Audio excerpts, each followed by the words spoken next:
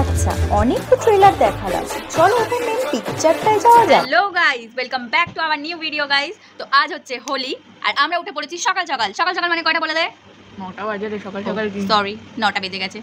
ও আমাকে ডাকতে এসেছিল আজকে সকাল সকাল ব্রাশ করতে করতে, বুঝতেই পারছো। এই দেখো আমার ছোট্ট ভূত, এই যে পড়েছে, ও উঠে পড়েছে। তো চলো সারাদিন কি কি করছি না করছি সবকিছু শেয়ার করবো। আরে দাঁড়া না, সবকিছু শেয়ার করবো তোমাদের সাথে, চলো। আর এইদিকে আমার ভাই বসে পড়েছে বই পড়তে। মা ওকে বলেই দিয়েছিল সকাল সকাল যদি বই না পড়ে নিস হোলি খেলতে তোকে আমি দেবো না, কিন্তু ওর পড়াতে তো মন নেই। ও নাচানাচি শুরু করেছে, মার খেয়ে আবার লিখতেও শুরু করে দিয়েছে। কি আর করা যাবে গাইজ, মায়ের কথা তো শুনতেই হবে। তারপর এইদিকে বাইরে এসে দেখলাম বাবা বক্স টক্স সব সেট করছে, আর ওদিকে ওই ভাঙের জন্য ওই সব মশলা বাটাবাটি করছে, মানে আর কি যা যা লাগে ইনগ্রিডিয়েন্টস। তো এদিকে আমার ভাই আয়ুষীকে ভয় দেখিয়ে দিয়েছে ওই মুখোশটা পরে, ও তো পুরো চমকেই গিয়েছিল। তো এদিকে জোরদার চলছে প্রস্তুতি, বাবার প্রায় রেডি হয়ে এসেছে। আর এদিকে আমাদের সুন্দর ফর্সা ফর্সা মুখগুলো দেখে নাও, মানে বেশিক্ষণ তো যদিও এটা ছিল না, টুকাই ওটাই বলছিল। তারপরে এরা এসে আমাকে ভূতের নাচ দেখাচ্ছিল, বেশ ভালোই লাগছিল দুজনকে, পুরো সেম টু সেম একদম। মুখোশ ছাড়াও এরমই লাগে গাইজ ওদের, কি বলবো। আর এই দিকে দেখো এর প্রস্তুতি চলছে জোর কদমে, আর আমি ততক্ষণে আমার নখগুলো একটু সুন্দর করে নেল পলিশ পরে নিচ্ছিলাম। তার কারণ হচ্ছে হোলি খেললে না নখগুলো নষ্ট হয়ে যায় জানো তো, সেই জন্যই পরে নিচ্ছিলাম। আর এদিকে আমার মায়ের রান্নাবান্না প্রায় শুরু হয়ে গিয়েছে, মা তৈরি হয়ে গিয়েছে, আর আমার ভাই বেলুন টেলুন নিয়ে একেবারে রেডি, মানে আসলেই একদম ছুঁড়ে মেরে দেবে আর কি। এদিকে বাবা ফুলিয়ে দিতে ওকে হেল্প করছিল, ও একা যদিও পারে না, ছোট এখনও, তাই জন্যে। তো প্রায় রেডি সব। আর এদিকে টুকাই অন্যকে আবার নেল পালিশ পরতে শুরু করে দিয়েছে, কারণ নেল পালিশগুলো উঠে গিয়েছিল। আর এদিকে আমার মায়ের রান্না বান্না প্রায় শুরু হয়ে গেছে, ভালো মতোই কষাকষি শুরু করে দিয়েছে। মা ভিডিও করছি দেখে লজ্জা পেয়ে গেল, বললো আরে আমার ভিডিও কেন করছিস, তাও আমি করছিলাম। আর এইদিকে আমরা কি করবো, নেই কাজ তো খই ভাজ। টুকাই মডেল হয়ে ফটো তুলছিল, আর এখানে আমি রেডি হয়ে চলে এসেছি, কিন্তু তখনও ওরা কেউ আসেনি। তো আমার মুখটা দেখে মনে হলো একটু লিপস্টিক পরে আসি, লিপস্টিক পরে একটু ক্যাতত্যাত মারছিলাম, তখনও ওরা আসেনি, তাই ও একটু চুলঠুল বেঁধে নিল। আমার মায়েরও রান্না প্রায় শেষের দিকে হয়ে গিয়েছিলো তখন। আর এই বাচ্চা পার্টিগুলোকে দেখো, ওরা তো এখন থেকেই ভূত হয়ে বসে আছে, সবে বাজে তখন 10টা, মানে কি বলবো, ওরা এমন ভূত হয়ে বসে আছে যে আমার ফোনটা মনে হয় ভয়তে ফোকাস নিচ্ছিল না। আমি তো আমার ভাইকে ওখানে চিনতেই পারছিলাম না যে কোনটাও।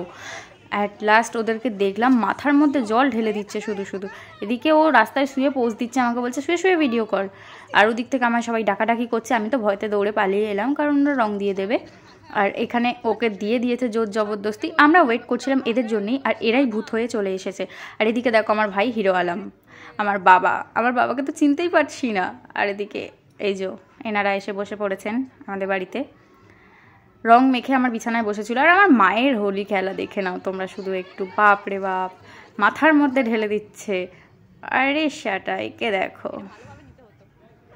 আর কি বলবো, আমাকেও ছাড়েনি, আমাকেও ভূতটা করেই দিয়েছে ওরা, কিছু বলার নেই। ওকেও ভূত করে দিয়েছে অবশ্য আমার মা, কিন্তু আমার মা আবার আমাকেও দিয়েছে।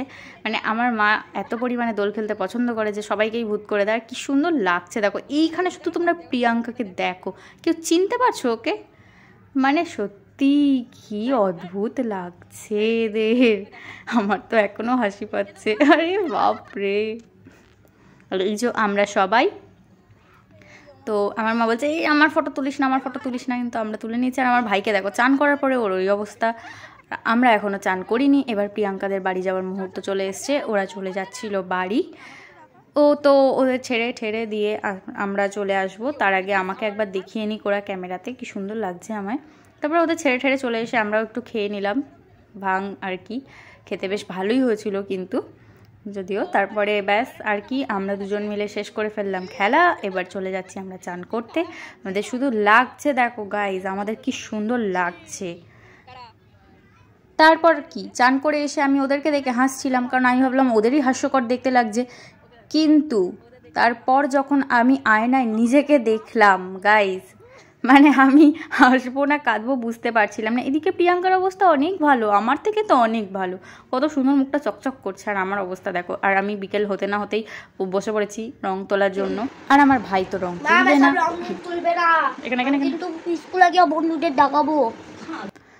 মুখটার ওর এমন অবস্থা হয়েছিল, ও এই রং নাকি তুলবে না, পুরো বাদুড়ের মতন লাগছে। অ্যাট লাস্ট ওর মাথায় ঢুকলো না, রংটা আমায় তুলতে হবে। তার জন্য ও কি করছে তোমরা দেখো।